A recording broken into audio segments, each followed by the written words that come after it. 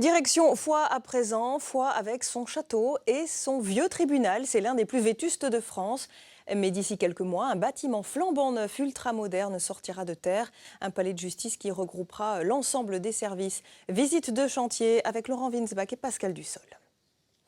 5000 m² de surface utile, 65 mètres de diamètre.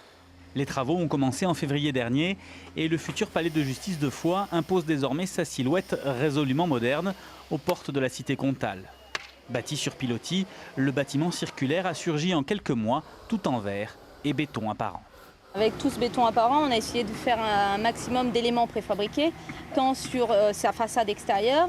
La façade a été préfabriquée en forme de hache, montée sur le plancher du rez-de-chaussée, et ces éléments allaient directement jusqu'en toiture. Les planchers intermédiaires ont été coulés par la suite.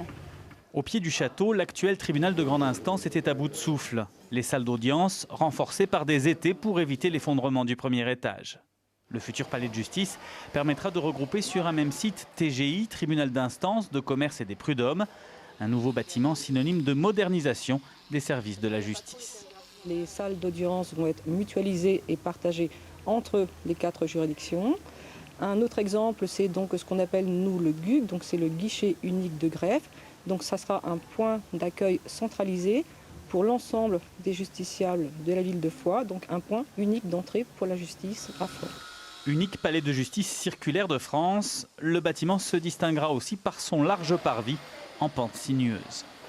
On sait que les parvis sur les palais de justice sont des espaces très importants parce que des espaces de regroupement, des espaces de méditation, de réflexion, un petit peu pour les personnes qui attendent, qui sont parfois dans des situations difficiles.